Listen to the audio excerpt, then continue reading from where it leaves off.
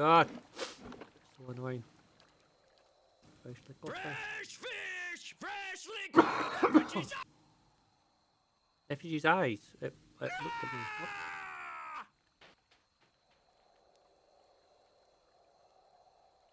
What? Okay. Something looked dumb. A dozen pairs of gobbler eyes stare up, piteously from the discarded heads of the day's catch, awash in a pungent sea of fins and innards. Shift through the fish. Your hands were up against something round and fleshy, the size of a melon. It is smooth and scaleless, and parts seem to be covered in hair. A discarded head, perhaps, but not that of a fish.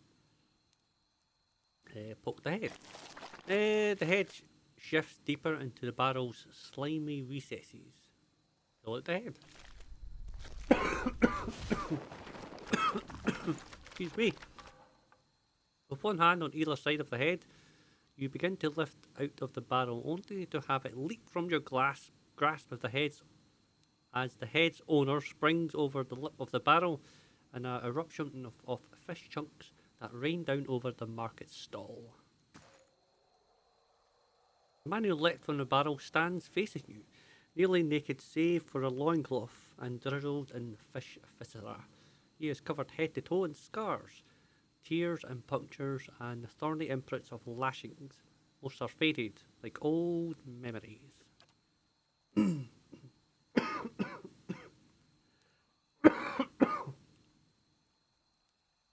Despite that, the condition of the man's body is remarkable. The drooping skin at his flanks and elbows, the only evidence of his advanced age. His face is placid, but the rest of him appears prepared for anything. You must forgive, Zahua. I was not expecting you.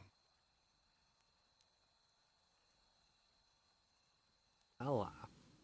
He looks you in the eyes at first, but his gaze drifts now and then, settled on strange parts of your face as though distracted by new discoveries. If he is at all flustered, he gives no indication. What are you doing in that barrel? Allah scratches behind his ear, dismayed. Resting my eyes, I thought. Waiting for the Malkachoa to bring me inside. Malkachoa. He shakes his head. It would seem I dozed. A good thing my master was not alive to see it. Oh, imagine sleeping on all that fish. Ugh. Salah blinks and leaning in to get a better look at you. His enlarged pupils seem to crowd out his pale irises. Are you real? I'm going to go with yes. Of course. I meant no offense, but I find it is best to ask when Malkachoa is involved. Malkachoa? A small white mushroom. I have heard it called snowcap in these lands. Oh, so he's on drugs. It can reveal the true nature of many things. Okay, he's on drugs. Alright, so you have a master, you said? The man traces you and advertent glances at his scars. He smiles politely. A teacher, not an owner. Zahua is a free man. Well, as free as any of us. That's very good. I still don't understand why you were in the barrel. I was freeing myself from vanity. Vanity. Did they say sanity or vanity? Consider, how can one be vain who is bathed in the smell of dead fish?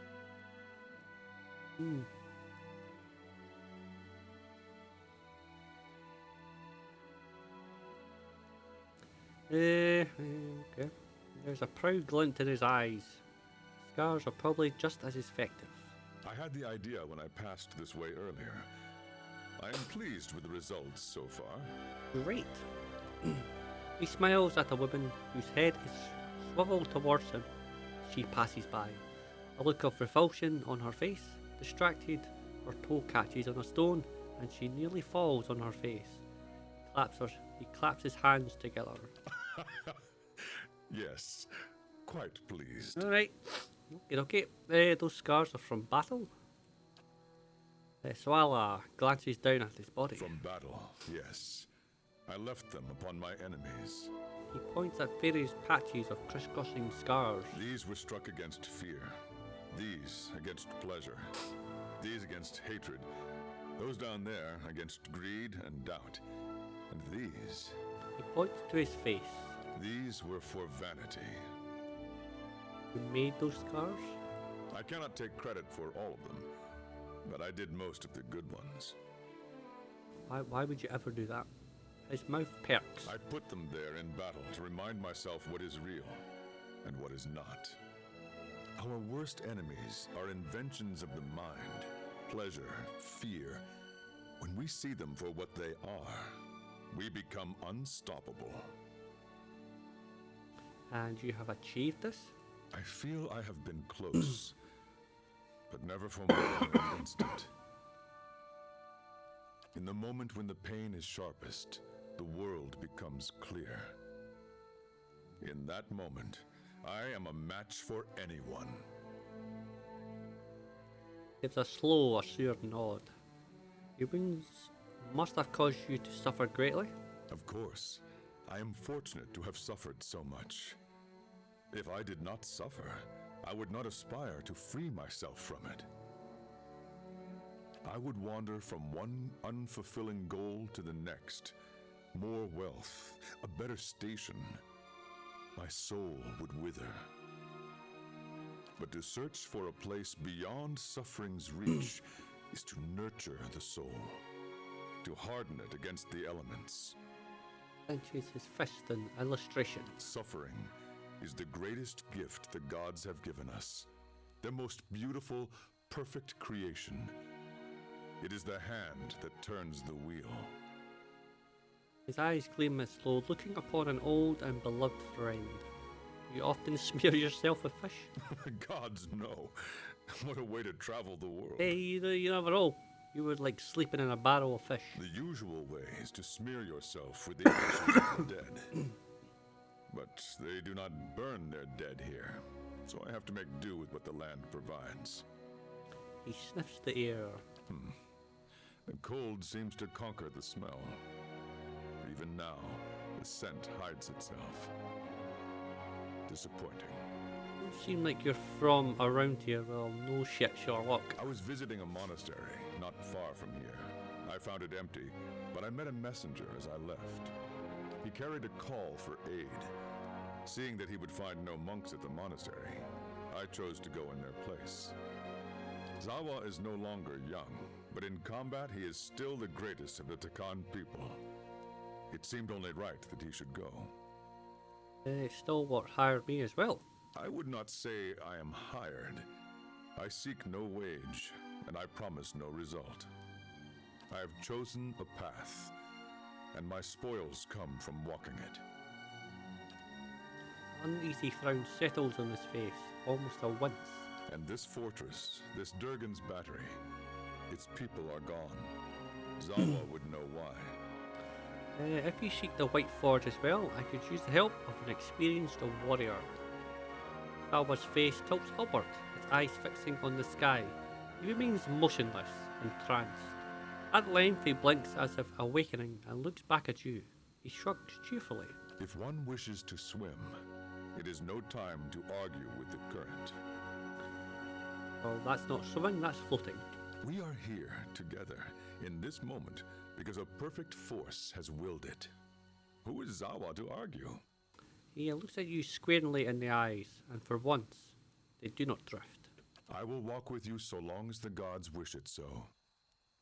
Let's be on our way then. Okay, so a monk. I remember? Yes. So we're going to make the monk a tank, so I can get rid of a deer. See you when I see you.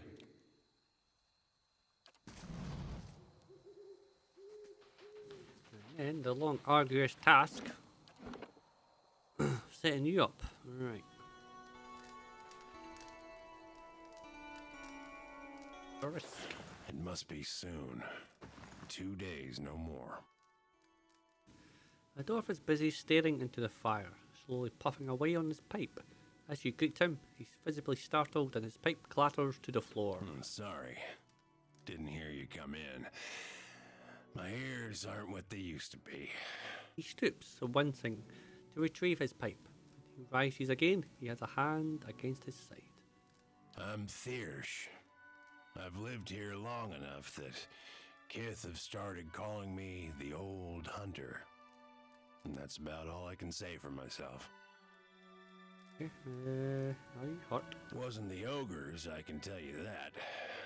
Put a few arrows in one of those and they generally have the good sense to back off. Well, I put like a bullet in them, a couple of arrows, a spell, you know. No. But I've been hunting this wolf for near a year now. A man-eater. Cunning, nasty thing. Every time I get close, it just slips away. Slips away. The beast has already claimed many lives. The first victim was my son, Saldren. Chris looks down at his pipe for a moment, features hardening. Zahua leans in eagerly. Go on. Six furrows his brow for a moment, but continues anyway. Got the better of me this last time. Distracted me long enough for one of its kin to turn up. Nearly bit me clean in half. I'm a few weeks out from trying again. Is this thing is a wolf? No ordinary wolf. A monster. A monster. This creature is big. And I see the signs it leaves behind. The mess it made to the last couple of hunters, and the elk doesn't always finish its meals. Damn thing might be sick. Might have a bullet in its jaw. Something. Maybe. Alright. In any case, it needs to be put down. Now where is this beast? It roams the russet wood out to the west. Seems to have decided the lake is a good place to find prey. Yeah. It's picked off some scattered ogres from time to time. But mostly it's been going after hunters, travelers. Can you tell me about your previous encounter? Nothing to tell. Near misses, all of them. One time he clambered right up the cliffs to avoid my snares. Another time, he chased a bear into my camp. I nearly had him once. I could hear him below, eating, and I had the gun aimed right for him.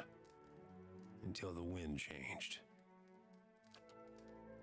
That's shit luck. He charged headlong into the tree to get at me. Nearly knocked me off my perch. And when I righted myself, he was gone. I'll keep an eye out for it. It needs doing. But I warn you, this beast is not to be trifled with. It must make its lair somewhere to the west. If you mean to go there, keep your wits about you. Watch yourself on the mountain. In these lean times, everything looks like prey to something. Coming to your elders for advice, is it? What can I do for you? Can you tell me about Stalwart? Well, I can tell you it won't be here much longer if things go on as they are. With the mines closed, we've lost what put us on the map in the first place. We're losing people every month. Too many mouths to feed and not enough to support them. Even the game's dwindling. I've been lucky. I've hides and horns enough to keep the traders happy, but now the ogres are picking the rest of us off. Can you tell me about the ogres? Only that they've been coming down in force again and again, trying to drive us out, kill us outright. The moment we started looking into Durgan's battery, it was like we'd kicked a hornet's nest. Well, okay, this whole thing's got to do with Durgan's battery. Made a good showing against that last group, by the way. I think you've given them reason to think twice about coming back. I don't think so. Why is the hunting so poor? Been a colder season than usual, and the elk herds aren't faring well. We're stuck fighting with the ogre clans and the wolves over what's left. Not to mention the occasional beast. We've lost a lot of young hunters. Has the legacy struck Stalwart? It has. We had some hope in the early days that we'd be spared, isolated as we are. That hope died in a hurry. not everyone's been so unlucky, of course. You'll see a few pampered sprats around. Treating them like precious stones won't see them grow up any faster, if at all. You must have some interesting hunting stories. I love swapping tails. Anyone have a pipe? Long hours checking snares and waiting out elk, mostly. Used to hunt some of the big ones. Bear, stelgare. But up here, it comes down to necessity. Yes, Which means keeping Stalwart fed, or else keeping it safe. Thing is, the last hunt didn't go so well, as you can see. yes. That's all the questions I have. Fairly well. We have to hunt a wolf. Fantastic. That's just what we need there.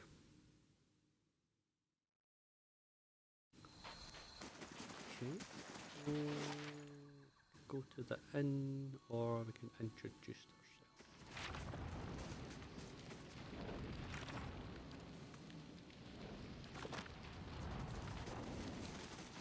Introduction.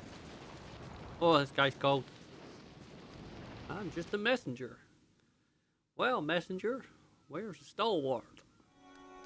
You see a middle-aged woman and a younger man locked in an argument. Both wear clothes streaked with blood and dirt. The young man turns to the woman, a fresh cut visibly below his eye. They've destroyed the stockade, Mother. It's... Mother! Enough. They're gone. They're gone. She holds up a hand, which is missing the final joint of the ring finger. But it's her voice, sharp and steely, to silence the young man. As he glores at his toes. Glores? That's a new word there. She turns to you with dark circles under her eyes and smile pulled taut across her thin lips. The deliverer of Cadnua. Thank you for making the journey. Abidan knows it's a long one.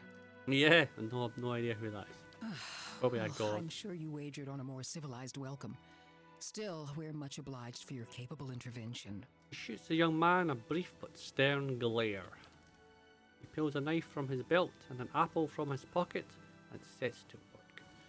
It's an honour to be called here because I am diplomatic. That's fine of you to say so, though I'm hoping your strengths lie more with arms than words. Like, do you know who you've called? I'm like the Ghostbusters, right? I'm amazing. She holds a map in her hand with a quick and merciless pinch. Stalwart isn't much more than a grease stain on a map. What roads we've got in the White March are basically tracks in the snow. And for every trader or adventurer that comes through, 3 of our own leave for good. Oh, you don't have much left then. But it weren't always so. There was a time when kings and queens sent their firstborn to these mountains, when the White March was the envy of empires. Her eyes shine, and for an instant, she looks like a much younger woman. How the mighty have fallen. Oh, what a time for you to say that, mate. What does this have to do? No, it's on the past. I could be passionate. What an era that must have been for the White March. The Pargrin dwarves transformed the White March once. We could bring some of that greatness back to Stalwart. But we need the White Forge. She raises the map and taps a spot in the middle of a white and grey expanse. Mountain Dwarf? I know of it. It's me. Me. Then you'll know that no one's felt as much as a summer breeze from the White Forge for over 200 years. 200 years? What the hell have you been playing it? I'm hoping you can do something about that. Oh, I was going to be a labourer. She ignores a young man who shakes his head at the crackling logs. How so? We've been trying to breach Durgan's battery for over a year now. Problem is, the other expeditions can't so much as dent the front door. She rubs at her fatigued, shadowed eyes. Okay, tell me about these other expeditions. A dozen different groups have come through at our request, and several more besides. Been hoping that one of them could clear the way through Durgan's battery. But young or old, green or seasoned, it don't seem to matter. They cast their spells, chisel at the door, and search the grounds until they've worn new treads into the old stone. The lucky ones eventually go home. Plenty more find themselves on the wrong side of a blizzard, or an ogre raiding party. Okay, why the sudden interest in the White Forge? Well, we know that, she just explained it. We're an old mining town. Or we were until the Adirans pulled out and left us with a half-dug mine shaft and something resembling an inn. Thumps at the sturdy wooden wall with her fist. You must have long limbs if you can reach that wall. Since then, it's been a steady decline. You've seen the roads. Isn't much we can produce that the Valians can't ship cheaper.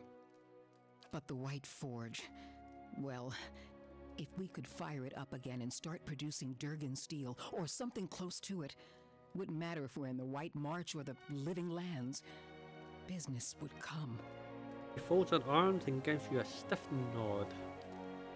The young man says nothing, but he tosses a sliver of the apple peel onto the fireplace. That's why you need my help. That's the long and short of it. We're laborers and fisherfolk, not adventurers. Well, you got this hunter guy, you better. But Durgan Steel could put Stalwart on the map again. Open up the mines, bring in new business. We just need the White Forge. She thumps the desk with her fist. So why is Durgan steel so special? Because you can shave stone with it, cleave cast iron in two, and the stuff's as rare as it is remarkable. Well, in her enthusiasm, Reginald shifts on the balls of her feet. She props one bent arm on the other, pointing distractedly towards the eaves of the house. My mother's employer had a dagger of Durgan steel. I couldn't have paid his family debts, but he'd been willing to part with it. If we could make something even half as good, we'd have a market at our doorstep and work enough for all of Stalwart. For a split second, her gaze flickers to Outtro. So, how is it no one's gotten into Durgan's battery yet? Where should I start? Ogres, blizzards, or sheer damned inaccessibility? He ticks the items off with her fingers. 1, 2, 3, 4. It ain't for lack of trying, I'll tell you that much. Got untold riches in Durgan steel lying just inside, and never mind the White Forge itself. The Adirans who first settled Stalwart tried to crack it. So did the Valians, and every other cocky adventurer with more metal than sense. She folds her arms, shaking her head at a pitted floorboard. But the place has a funny way of sealing itself up. Front door stays shut, the tower entrances are clogged with rubble, and it's been impossible to blast a way in. Reginald trails off, and for a moment the room is silent for the popping and cracking of the fire. So what happened? It don't bear dwelling on. There's too many superstitions about that place as it is. Superstition, here we go. Very superstitious. She waves her mangled hand in a broad crescent, averting her gaze. Killed each other off. Or so the old books say. Glares at Reginald through hooded eyes. Plenty of tales to go around, but none of them open the battery. And the last thing people need is another reason to fear the place. Yeah, fear. Whatever it was, the other Pargrin dwarven settlements in the White March, Bone Picker, the Hawk, and the rest, emptied out not long after, moved to gentler, greener lands. Had the right idea, if you ask me.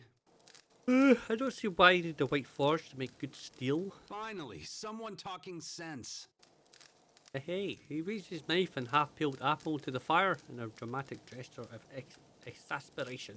Durgan steel wasn't just good. It was some of the best. We need the best if we're going to keep Stalwart alive. Glares at Eldrick even while she speaks to you. No one alive today has seen the White Forge, but the old stories tell that it was powerful, glowed white-hot, and gave off a steady, even heat, unlike any other furnace. Let better-schooled folk puzzle over how the thing was built. I just want to see it put to use. Yeah, tell me about the Pargrin. Yeah, Pargrin dwarf. Pargrin's a word in their language. Means traveler. They've been wanderers for generations, but I couldn't tell you much more. Well, I mean, if that was in their name, you know, you really think they were going to stick around? All right, any idea where I should begin? The battery's up the mountain to the north. A good hike away. Oh man, I've got to hike. Oh, come on. She jerks her head in the direction of the slope behind the house. Near Galvino's place, huh? Aldrich says it in a breezy tone, but Reginald falls suddenly silent, consternation hardening the lines of her face. He smiles and draws his knife across the apple again. So it is. Though I was going to suggest dealing with that ogre camp before anything. She compresses her thin lips into a frown. Who is Galvino? Mestre Galvino, as the old crosspatch prefers it. lives by himself and keeps the wilder and beasts at bay through sheer foulness of his temper. She means to say he's a skilled smith and animancer, who's lived in the shadow of Durgan's battery for over a decade. He looks over his shoulder at you and Reginald. And by Animancer's flimsy standards, that makes him an expert, does it? He folds his arms. Oh, Aelif. And he butters his bread on both sides and fits his left shoe before his right. But that's neither here nor there. Yeah, don't do that. Don't butter your bread on both sides. That's stupid. She crosses her arms and crumples the page in one tightening grip. Okay, intellect.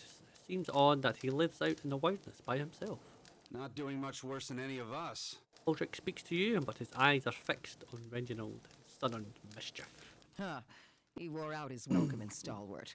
He's better off with ogres and Lagufoth as his neighbors now. Okay, so what happened? Old lunatic finally went too far. And we sent word to the Valiant Academies. I don't like speaking on it, but if you want to get his guff, just remind him that we gave him the boot. Do I really want to make this man angry? Ain't nobody here fond of the man, but he's a clever hand and a quick study. It's a fool who thinks he stayed so close to the battery without figuring something about it. You said as much to the last party, and we haven't seen hide nor hair of him since. Maybe they didn't run afoul of Baragon's ogres after all. It was him. Shrugs and turns back to the fire. Just watch your step. Galvino's place is a ways east of the battery, and folk who pass it bring unsettling tales. Tell me about the ogre camp. Belongs to Flames That Whisper, Matron Baragon's clan. Hunters tell me they've been active of late. Oh, really? Really? Hunting elk and otherwise minding their own damn business. He pops some apple wedge into his mouth and chews it aggressively. Minding their own business. Never mind the latest expedition's disappearance, or the broken stockade. He pinches the bridge of her nose, squinting. I'm saying we shouldn't agitate him further. He makes you toss another slice of peel into the fire, but he fumbles and drops his knife. He bends to pick it up, cursing.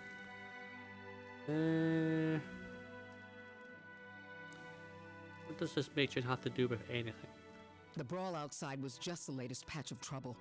The ogre clans are getting bolder, and we'll all sleep easier knowing they aren't circling our walls. Sure. Also, Baragons like to have whatever the last expedition found. Rumor has it they disappeared near her turf. Crosses her arms and looks over to Outtro. Killing a matron will only make our problems worse. The way to approach Baragon is with your hands held high. If anyone could parley with an ogre, I suppose it'd be you.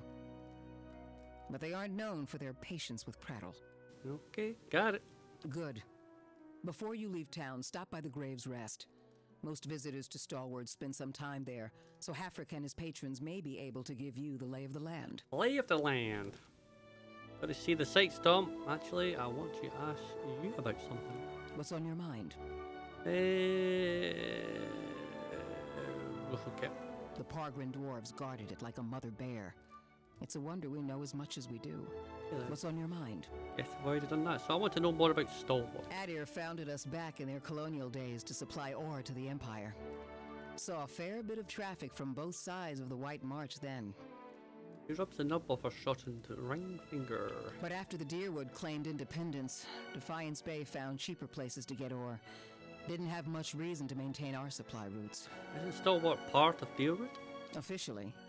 Though with the state the roads are in, you wouldn't guess it. Tell me some of the more important places around town. Well, it's not much. Here in the center? Let's see. The Grave's Rest is next door. Hafric can set you up with a room and a hot meal there. The fishery's just on the edge of the lake, and the Temple of Andra is next to it. No one keeps a secret like Lavda. Or so I'm told. A few folk live in this part of town, too.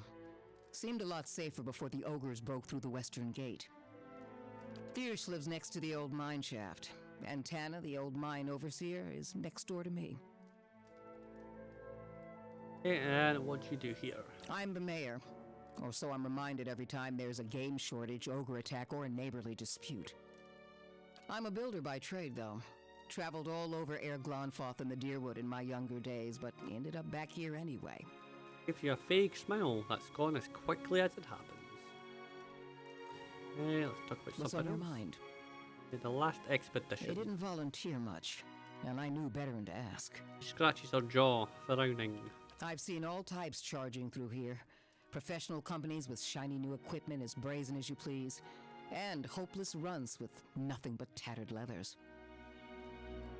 Patty deliver. But these folk, I don't know what they were after, and the way they looked at you made you feel cold all over. So probably gonna have to fight them, I would suggest. She shakes her head as if dislodging a bad dream. It could be the same people that we've always been running into. Wish I could tell you more. Perhaps you'll find more in Battery itself, yes? He nods at you with a guarded look. What's on your mind? Nothing! Right. Okay, find Galvino's hut. Ooh, okay. Foxy.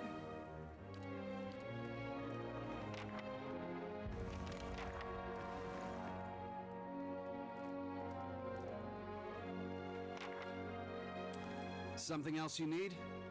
Do you know anything about Durgan's It's a battery? fool's hope. A fantasy that's kept these parts inhabited longer than they should be. He glances around the old house and its worn furnishings. They say the Pargrunan dwarves developed Durgan's steel, became powerful, rich. And then one day, they locked their doors and died.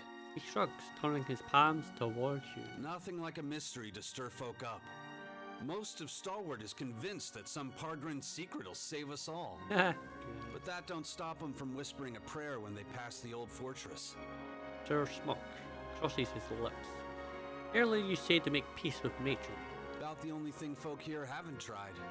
Killing one more matron won't change things for long.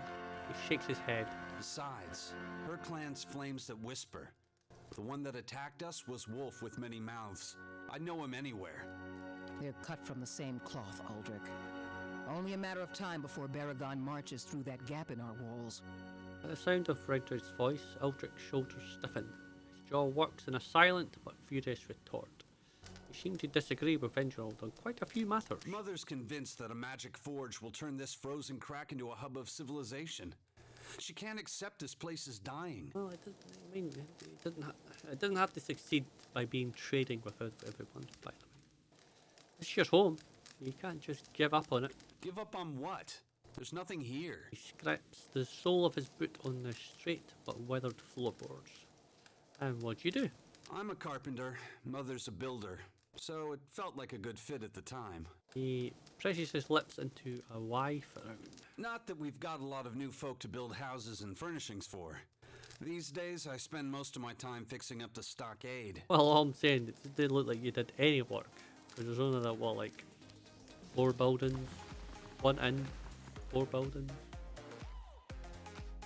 Just say?